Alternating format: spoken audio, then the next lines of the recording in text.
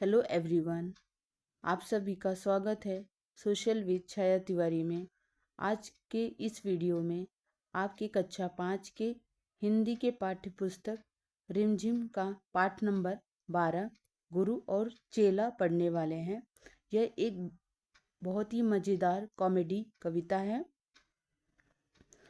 अगर आप social with छाया तिवारी में नए हैं तो जल्दी से चैनल को सब्सक्राइब कर लीजिए और साथ में ही प्रेस कीजिए बेल आइकन को, ताकि आने वाले चैप्टर्स की नोटिफिकेशन सबसे पहले आपको मिले। हमारी कविता का शीर्षक टाइटल है गुरु और चेला। गुरु का अर्थ होता है टीचर्स और चेला का अर्थ होता है स्टूडेंट, शिष्य। एक गुरु और एक शिष्य की कविता को आज हम पढ़ने वाले हैं। बच्चों, आप सबको पता है कि जब भी हम अपने जीवन लाइफ में किसी समस्या में पड़ते हैं तो सबसे पहले उसके बारे में अपने मम्मी पापा या अपने गुरुजी को बताते हैं, क्योंकि जो गुरु टीचर्स होते हैं वह हमसे उम्र में काफ़ी बड़े होते हैं। उन्हें ज़िंदगी का काफ़ी बहुत ही अनुभव होता है। उनके पास हर एक मुसीबत, हर एक समस्या का हल होता है, क्योंकि हमारे गुरु के पास, बड़ों के पास ज़्यादा ज्ञान तथा अनुभव होता है। इस कविता में भी एक गुरु है जिनके पास उनके शिष्य से ज़्यादा ज्ञान और अनुभव है। और जब गुरुजी का यह चेला मुसीबत में पड़ता है तो कैसे गुरुजी ने अपने अनुभव और अपने ज्ञान का प्रयोग कर उस समस्या से बाहर निकालते हैं, इसके बारे में इस चैप्टर में हम पढ़ेंगे। तो सबसे पहले हम शब्दार्थ देखेंगे, उसके बाद कविता को देखेंगे।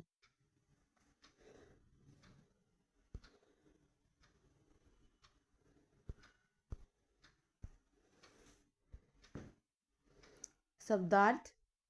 धेला का अर्थ होता है पैसा। पुरानी मुद्रा का सिक्का था होता है ये, और जिसे इंग्लिश में आप मनी कहते हैं वो है। नगर गांव और शहर के बीच का ये होता है। जैसे गांव की तरह ही बहुत ही अविकसित भी नहीं होता है और शहर की तरह ज़्यादा विकसित भी नहीं होता है, उसे ही हम कस्बा या टाउन कहते हैं। चमाचम एकदम साफ, क्लीन, नीट एंड क्लीन। डगरी का अर्थ होता है रास्ता, रोड, स्ट्रीट्स। ग्वालीन का अर्थ होता है ग्वाले की पत्नी, जो जो एकदम ग्वाला जो होता है, जो बहुत सारी गायें रखता है, भैंस रखता है, उन्हीं को हम ग्वाला कहते हैं। उनकी पत्नी को उनको ग्वालिन कहते हैं। जिनके घर पर बहुत गाय होती है, वह दूध ढोने वाले तथा वे दूध भी बेचते हैं।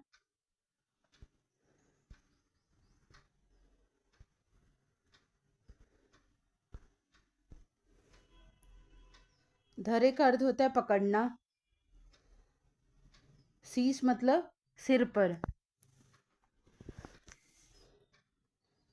गगरी का अर्थ होता है मिट्टी का जो मटका होता है, उसी को हम लोग गगरी कहते हैं। सुयश प्रसिद्धि, फेमस। बजता बाजा का अर्थ होता है गुणगान होना। पधारे आना मतलब पधारना मतलब आना। जैसे आप लोग कहते हैं ना कि आओ आओ, गेस्ट लोग को कहते हैं आओ आओ, पधारो हमारे घर पर। टके का अर्थ होता है आधा आना। ये चांदी का पुराना सिक्का होता है। और खाजा का अर्थ होता है एक मिठाई। ये एक सफ़ेद कलर की मिठाई होती है जिसे चाशनी में डालकर पकाया जाता है।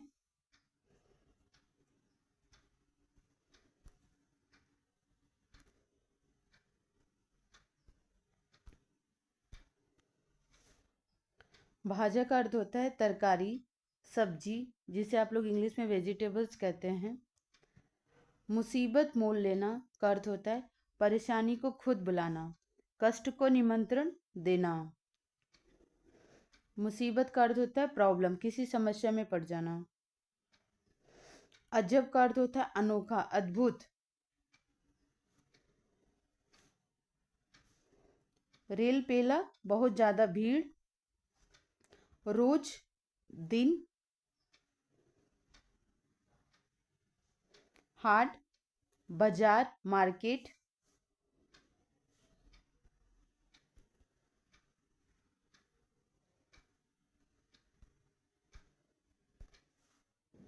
झपट, झटपट, एट वंस। संतरी का अर्थ होता है पहरेदार। किसी स्थान पर पहरा देने वाले को ही हम लोग पहरेदार कहते हैं। डपट, डांटकर। खता मतलब गलती या अपराध। कर्तव्य मतलब कारनामा। भिस्ती का अर्थ होता है पुराने जमाने में पानी ढोकर लाने वाले व्यक्ति को भिस्ती कहते थे मशक में।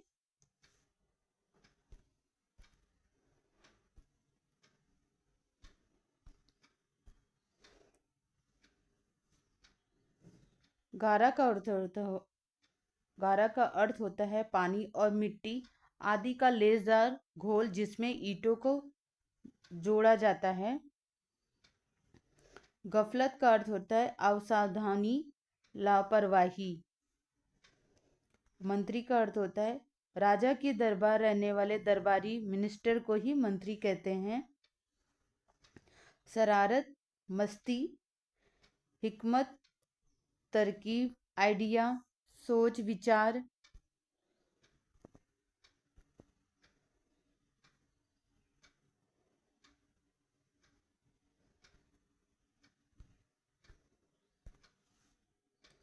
वीरानी, पराई, किसी और की। जल्लाद, ऐसा व्यक्ति होता है जो किसी को मृत्युदंड देता है तथा फांसी पर चढ़ाता है, उसे ही हम जल्लाद कहते हैं। ये काले कलर का कपड़ा पहनते हैं। आप लोग पिक्चर में भी देखे होंगे, किसी पिक्चर में देखे होंगे कि फांसी पर चढ़ाते हुए जो व्यक्ति जो काला कलर का कपड़ा पहना रहता है उसी को ही हम जल्लाद कहते हैं। छकूंगा, पेट भर के खाऊंगा। झमेला, परेशानी, समस्या, मुसीबत। जुड़ा, इकट्ठा। दर्शन, किसी चीज को देखना या दिखाने को ही हम लोग दर्शन कहते हैं। गुनगुनाना, धीरे धीरे अस्पष्ट बोलना।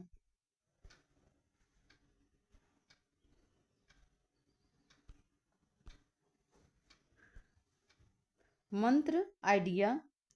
करामात, चमत्कार का। मुहूर्त, कुछ खास कार्य काम करने का विशेष समय। हम लोग मुहूर्त उस समय को कहते हैं जिसमें हम कोई विशेष कार्य करते हैं। विशेष काम जैसे कोई शादी विवाह, किसी का मुंडन संस्कार हो, कोई पूजा पाठ घर में करना है तो उसके लिए हम लोग मुहूर्त देखते हैं, तो उसी को हम लोग मुहूर्त कहते हैं। चक्रवर्ती, एक ऐसा राजा जिसका साम्राज्य चारों दिशाओं में फैला हुआ हो। संपूर्ण पृथ्वी का स्वामी बनना। हम चक्रवर्ती उसे कहते हैं कि जिसका शासन जो है, ऐसा राजा जिसका शासन चारों दिशाओं में फैला हो और वो संपूर्ण पृथ्वी का स्वामी हो, उसे ही हम चक्रवर्ती सम्राट कहते हैं। छत्र, राजाओं के ऊपर लगाए जाने वाले छाता को ही हम लोग छत्र कहते हैं। आप लोग ने भी बाहुबली अगर पिक्चर देखी होगी तो उसमें जब बाहुबली का राज्याभिषेक हो रहा था तो वो जिस सिंहासन पर बैठा था उसके ऊपर एक छत्र लगा था, छाता लगा था, उसी को ही हम लोग छत्र कहते हैं। मशक, किसी जानवर के चमड़े से बना हुआ थैले को ही हम लोग मशक कहते हैं जिसमें पानी भरा जाता था, और जो पानी भर कर लाता था उसे ही हम लोग भिस्ती कहते हैं। तो हम लोग शुरू करते हैं आज की कविता।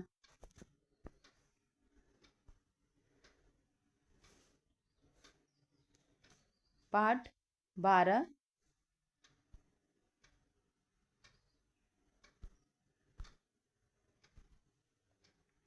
पाठ 12, गुरु और चेला।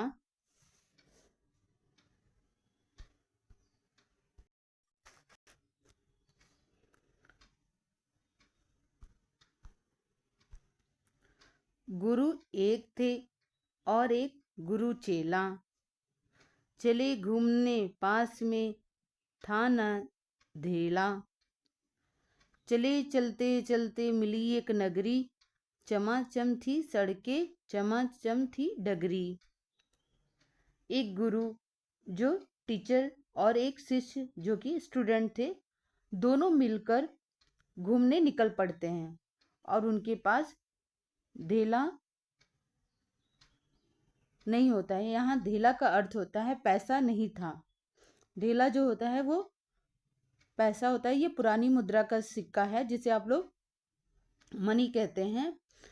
बिना पैसों के हम घूमने के लिए चले जाएं तो क्या हमें मज़ा आएगा? क्या हम मज़ा कर पाएंगे? क्या हम शॉपिंग खरीदारी कर पाएंगे? क्या हम आइसक्रीम खा पाएंगे या गुब्बारे खरीद पाएंगे? लेकिन फिर भी दोनों घूमने चलेते हैं, गुरु और चेला। चले चलते मिली एक नगरी, चमाचम थी सड़कें, चमाचम थी डगरी। चलते चलते गुरु और शिष्य चलते चलते एक नगर में पहुंचते हैं। नगर का अर्थ होता है जो गांव और शहर के बीच का होता है, उसे ही हम लोग नगर कहते हैं। जो गांव की तरह अविकसित भी नहीं होता है और जो शहर की तरह ज़्यादा विकसित भी नहीं होता, उसे ही हम लोग नगर और टाउन या कस्बा कहते हैं। गुरु और चेला चलते चलते एक नगर में पहुंचते हैं। उस नगर का जो राजा था, सड़कें थी वह एकदम साफ सुथरी और बढ़िया थी, नीट और क्लीन थी। चलते चलते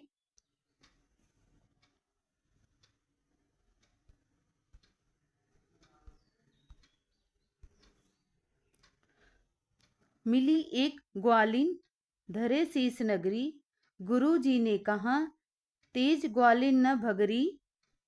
बता कौन नगरी, बता कौन राजा, कि जिसके सूयस का बस्ता बाजा।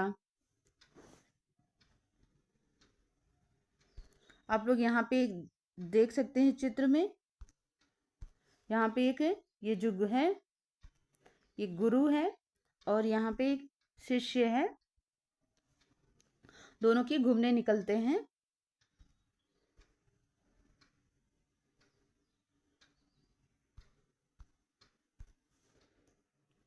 मिली एक ग्वालिन धरे शीस नगरी, गुरु ने कहा तेज ग्वालिन न भगरी। बता कौन नगरी, बता कौन राजा, कि जिसके सूयस का बस्ता बाजा।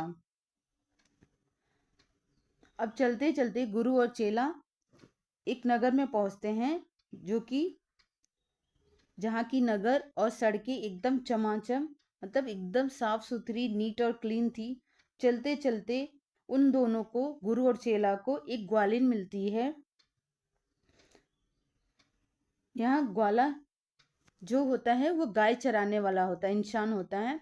और जो ग्वालिन होती है, ग्वाले की पत्नी, जिनके घर पर बहुत सारी गायें होती हैं और वे दूध ढूंढने वाले तथा दूध बेचते हैं, और ये ग्वाले की पत्नी को ही हम लोग ग्वालिन कहते हैं।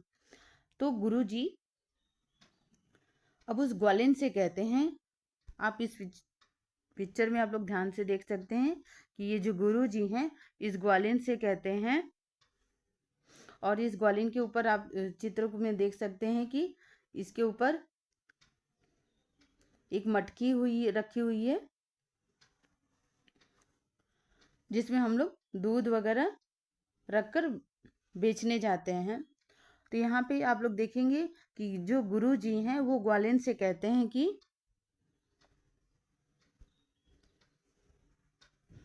गुरु ने कहा तेज से चिल्लाकर, मिली एक ग्वालिन धरे शीस नगरी। मिली एक ग्वालिन धरे शीस नगरी, गुरु ने कहा तेज ग्वालिन न भगरी। गुरु ने ग्वालिन से तेज से चिल्लाकर कहा, हे ग्वालिन, मुझे देखकर भाग मत। बता कौन नगरी, बता कौन राजा, कि जिसके सूयस का बस्ता बाजा।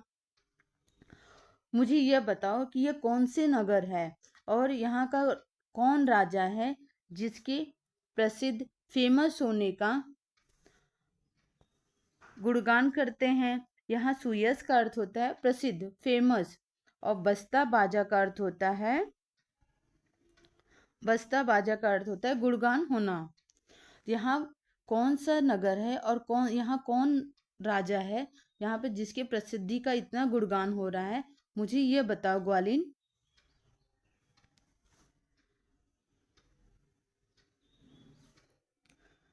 कहा बढ़ के ग्वालिन ने महाराज पंडित, पधारे भले हो यहाँ आज पंडित, यह अंधेर नगरी अनबूझ राजा, टके शेर भाजी टके शेर ख्वाजा।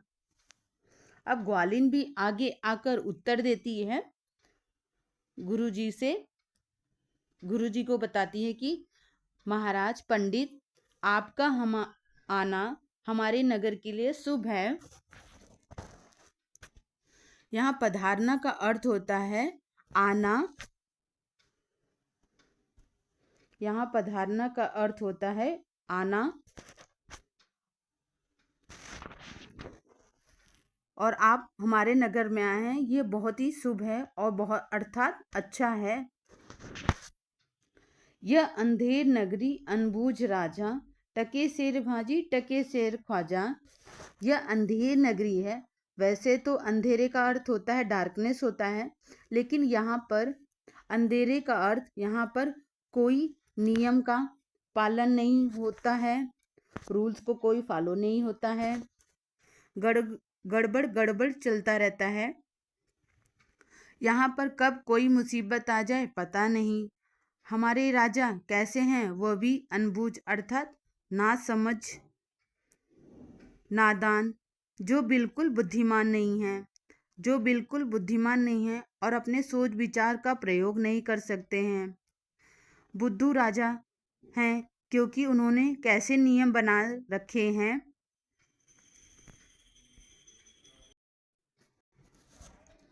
यहाँ टके का अर्थ होता है आधा आना, ये चांदी का पुराना सिक्का होता है। और शेर मतलब यहाँ 1 किलो होता है। खाजा का अर्थ होता है एक मिठाई होती है, ये सफ़ेद कलर की होती है, इसे पकाकर फिर चाशनी में डालकर इसे तैयार किया जाता है। और यहाँ भाजी का अर्थ होता है सब्जी, तरकारी, जिसे आप लोग इंग्लिश में वेजिटेबल्स कहते हैं।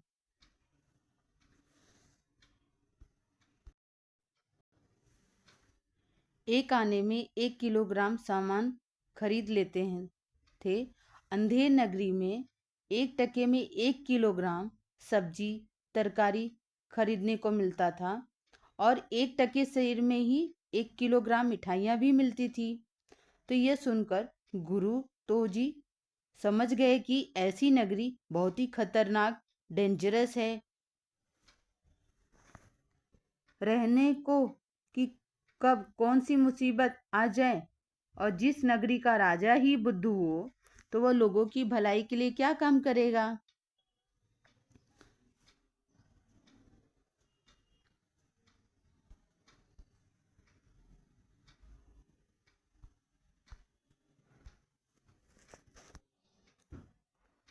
गुरु ने कहा जान देना नहीं है मुसीबत, मुझे मोल लेना नहीं है।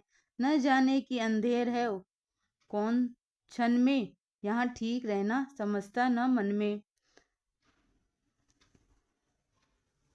यहाँ 1 किलो सामान में हम सब्जी भी खरीद सकते हैं, और 1 टके शेर में, और 1 टके शेर में 1 किलो मिठाई भी खरीद सकते हैं। तो ये बातें सुनकर गुरुजी समझ गए कि ये बहुत ही खतरनाक है, क्योंकि जहाँ पे बहुत सारे सामान एक ही दाम पर मिल रहे हैं, तो ये बहुत ही खतरनाक है। और जिस नगर का राजा ही बुद्धू हो कि उसने सारे सामानों का एक ही जैसा दाम फिक्स करके रखा है, और वहाँ पर कोई रूल्स और रेगुलेशंस नहीं हैं, तो लोगों की भलाई के लिए ऐसा राजा क्या काम करेगा। तो यहाँ मुसीबत का अर्थ होता है परेशानी को खुद बुलाना या कष्ट को निमंत्रण देना। इस नगरी में जान देने के गुरु ने कहा जान देना नहीं है। तो गुरु जी का कहना है कि अगर इस नगर में रहना है तो जान देने के बराबर होगा। न जाने कि अंधेर हो कौन क्षण में। यहाँ क्षण का अर्थ होता है क्षण में, समय में। यहाँ कौन सी समय, कौन सी मुसीबत चली आए, मैं ही मर जाऊं। यहाँ ठीक रहना समझता न मन में। मुसीबत आ जाए, मेरी जान चली जाए, मैं ही मर जाऊं। यहाँ रहकर किसी मुसीबत में नहीं फंसना।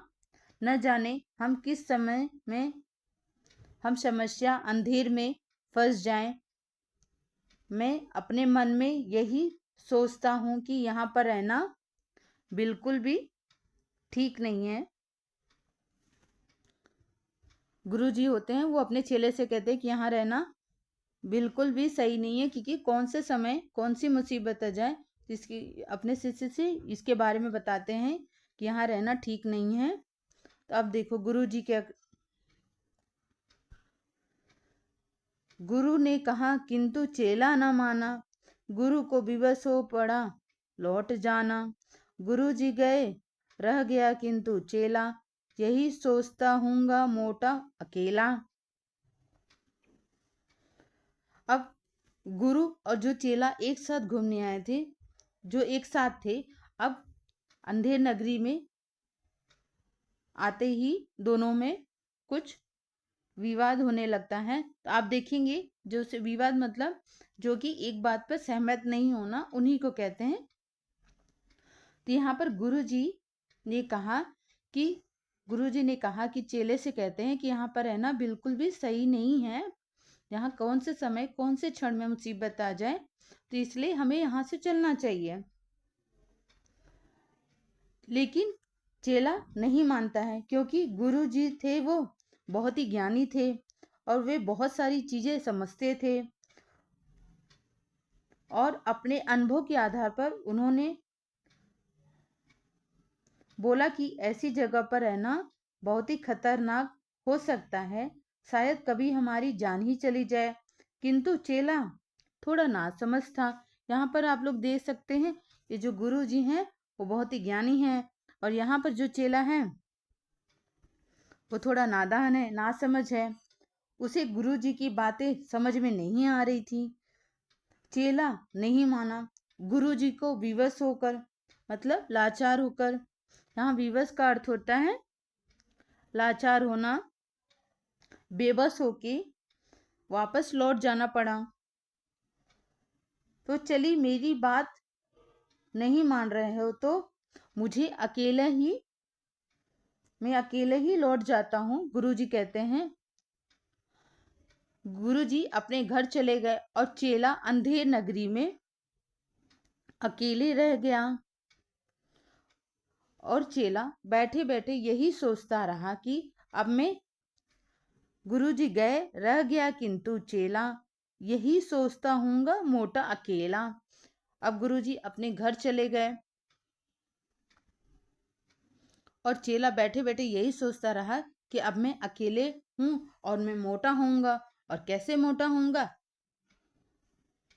खा खा कर मोटा होऊंगा, क्योंकि यहाँ पर हर चीज बहुत ही सस्ती ही जो मिलती है। यहाँ पर 1 टके सेर में ख्वाजा और 1 टके सेर में सब्जी भाजा, सब कुछ मिलता है 1 ही टके सेर में। और अकेले ही मोटा होऊंगा, क्योंकि गुरुजी अब तो है ही नहीं और सारी चीजें मैं अकेले ही खा जाऊंगा, इसलिए मैं बहुत ही मोटा होऊंगा।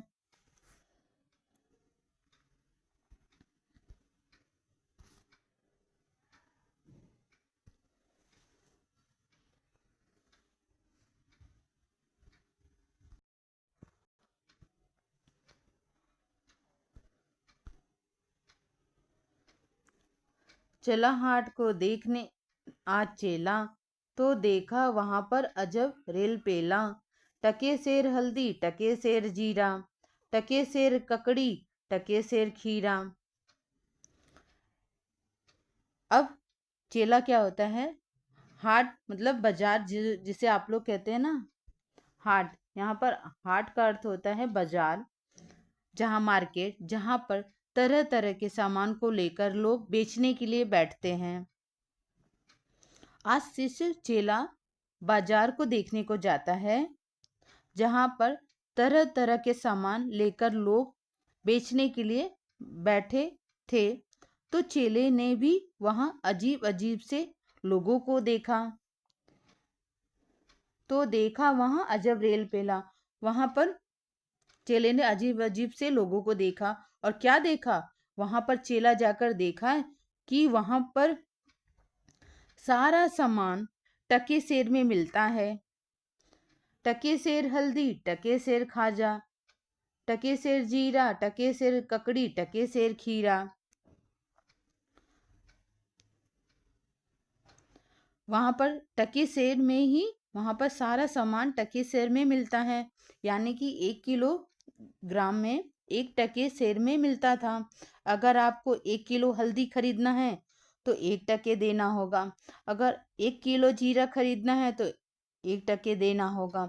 अगर 1 किलो खीरा या ककड़ी खरीदना है तो भी उसका मूल्य, उसकी कीमत 1 टके देना होगा। यानी हर चीज का दाम एक जैसा ही है। और सिर्फ सब्जियां ही नहीं, महंगी महंगी मिठाइयाँ।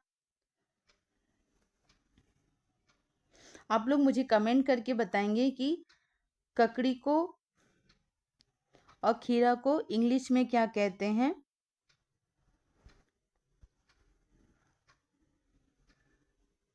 आप इस चित्र में आप लोग ध्यान से देखेंगे कि ये जो शिष्य है वो बाजार में जाता है, जहाँ पर बहुत सारे लोग सामान लेकर बैठे रहते हैं बेचने के लिए।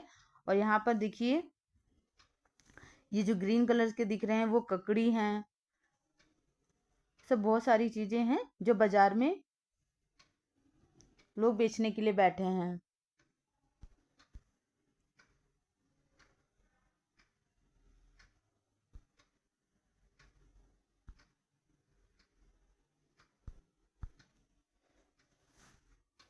टके सेर मिलती थी रबड़ी मलाई, बहुत रोज उसने मलाई उड़ाई।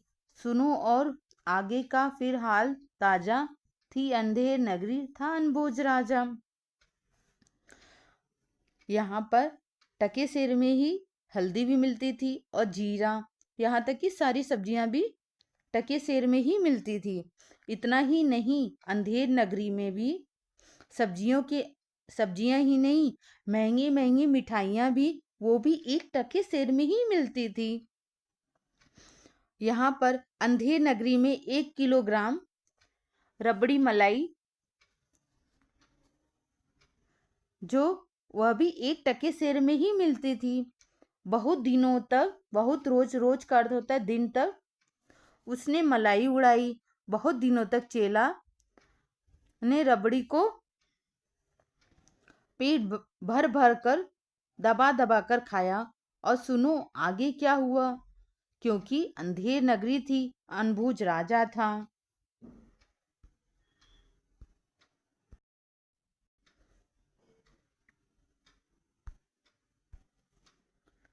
बरसता था पानी, चमकती थी बिजली, थी बरसात आई, दमकती थी बिजली।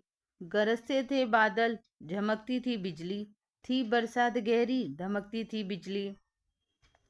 फिर एक दिन जोरदार लगातार बारिश बरसता रहा और चमाचम बिजली चमकती रही, बारिश होती रही और दमदम बिजली भी दमकती थी बिजली, दमदम बिजली की आवाज होती रही।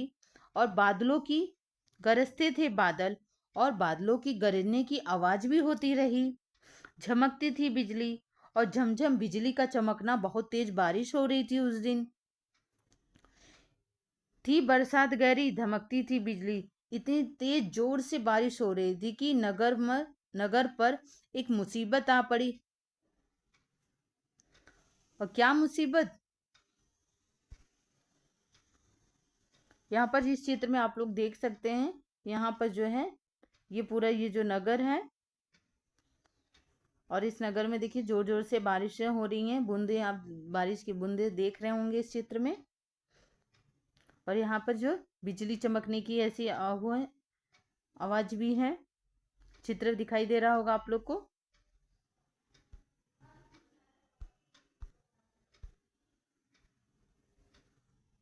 ये जो है बिजली चमकने की चित्र है और यहाँ बारिश होने का है चित्र दिया गया है और ये पूरी अंधेर नगरी है और ये बादल का चित्र है।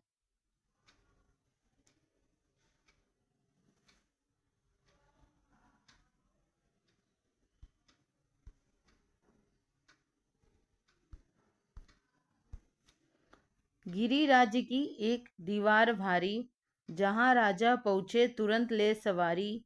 झपट संतरी को झपट कर बुलाया, गिरी क्यों दीवार किसने गिराया। मुसीबत यह हो गई कि बारिश में उस नगर की एक मोटी दीवार, मोटी मतलब यहाँ बड़ी सी दीवार, गीली होकर भीग कर कमजोर होकर गिर कर टूट गई। और जब राज्य का कोई बड़ा सामान का नुकसान होता है तो राजा जी वहां देखने पहुंचते हैं कि यह कैसे हुआ। गिरिराज की एक दीवार भारी, जहां राजा पहुंचे तुरंत ले सवारी। और दीवार तो टूटकर गिर जाती गीली होकर, तो अब राजा उसको मतलब कि राज्य में बहुत बड़ा नुकसान हुआ है तो उसको देखने के लिए राजा तुरंत पहुंच जाते हैं। और ये कैसे हुआ और ये कब हुआ, तो वहां पर राजा तुरंत जल्दबाजी से सवारी मतलब घोड़े पर सवार होकर वहां पहुंच जाते हैं। झपट संतरी को डपट कर बुलाया, गिरी क्यों यह दीवार किसने गिराया। और जल्दी से उस दीवार के पास जो पहरा दे रहा था उस संतरी को डांट कर वहां बुलाया, गिरी क्यों यह दीवार किसने गिराया। राजा जी को लगा कि इसमें संतरी की ही गलती है, इसलिए उसे डांट कर बोले यह दीवार क्यों गिरी और किसने गिराया। संतरी जी तो अब डर गए।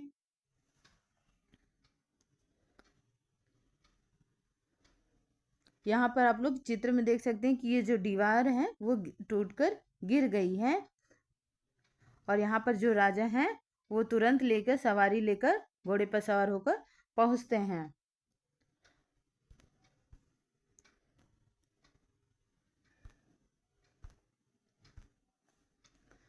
कहा संतरी ने महाराज साहब, न इसमें खता मेरी न मेरा कर्तव्य। यह दीवार कमजोर पहले ही बनी थी, इसी से गिरी यह न मोटी घनी थी। अब संतरी जी को डांट कर राजा जी बुलाए। यहाँ पर आप लोग देख सकते हैं इस चित्र में कि यहाँ राजा जी आए हैं और यहाँ पे देख सकते हैं कि ये टूटी हुई दीवार नीचे गिरी हुई है और ये हैं जो कि संतरी हैं, उनको राजा जी ने तुरंत बुलवाया है।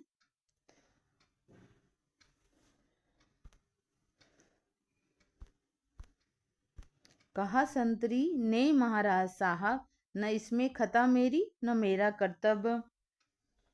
अब संतरी जी को बुलाया गया तो संतरी जी बहुत ही डर गए। तो संतरी जो होता है यहाँ पर अर्थ होता है पहरेदार, राजा से कहता है कि महाराज साहब इसमें मेरी न इसमें खता मेरी न मेरा कर्तव्य, न इसमें मेरा कोई गलती है, अपराध नहीं है और न ही मेरा इसमें कोई काम है।